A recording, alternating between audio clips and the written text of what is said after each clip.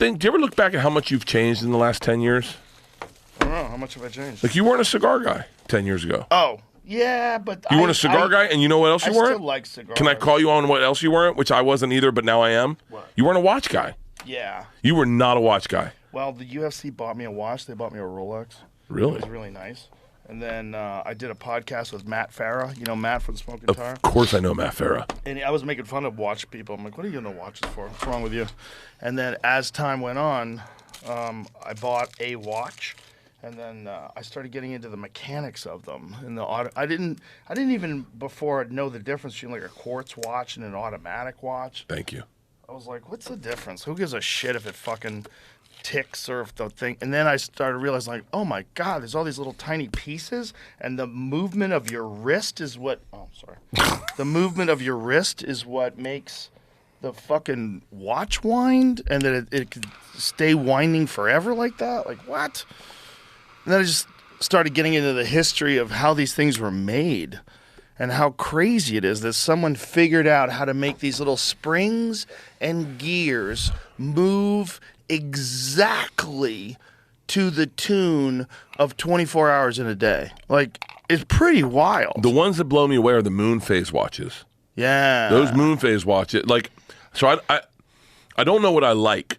I have to have someone tell me what I like sometimes. Like with cars, with watches, I always go to Tommy. Tom's been really good at like telling me what's cool and what to dig, what to get. Even with this watch, I didn't know that I wanted it. I didn't know what I wanted. And then I had to see it, and then I was like, oh, I like that. I like that. That's a Rolex Daytona. Everybody loves that. That's the Panda. It's the fucking, That's the shit. This is beautiful. my and now I go, well, do I need another watch? So I sit next to this dude on an airplane yesterday talking about the financial crisis, and he starts telling me about watches. And he's like, have you seen, Rolex has a moon phase watch. It's called a Cellini or something. And he's like, that's the fucking gangster watch. You see the one that I gave Lex Friedman? You ever see that watch? Yeah. Yeah. That's a Omega Speedmaster, but it has the moon phase built into it with a high resolution, tiny image. Look at this. Look at this it's beautiful watch. And he said he says, this is the most slept on watch. Shout out to, I think his name. That's gorgeous. It's a gorgeous fucking watch. That's so pretty. I don't have a lot of leather banded watches because I'm not a thoughtful person, so I get in showers and pools and not think. So I need to have a watch that can deal with everything. Right. You need a waterproof watch too. I like dive watches. Those are my favorite because I like to turn the bezel when someone's on stage. I was like explaining it to Tony and those guys. Like, this is the reason why I have a dive watch. When you go on stage, I'll put that little bezel to the minute hand, and I'll know exactly how long you've been on stage. So I don't have to go, how long has he been up? And thinking, like, when do I go up? Instead, I just look at my watch, and it shows me. Because, it's always a little off, 2 minutes.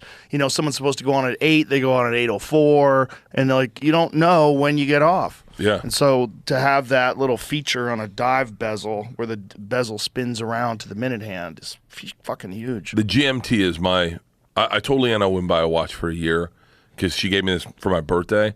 And she was like, respect it's a gift and enjoy it for at least 1 year before you go buying another watch. Wow. She tells you what to do, huh? Bro, you have no fucking idea. I don't like that. I don't think you'd enjoy being inside our house and watching our marriage. If I gave you my Ring cam or my Nest cam, I think there'd be a couple times where you call me and go, hey, man, I need to give you some advice real quick. But maybe that wouldn't maybe it's not good advice. You guys seem like you got a good relationship. Well, maybe you need a mom. No, maybe you need someone to...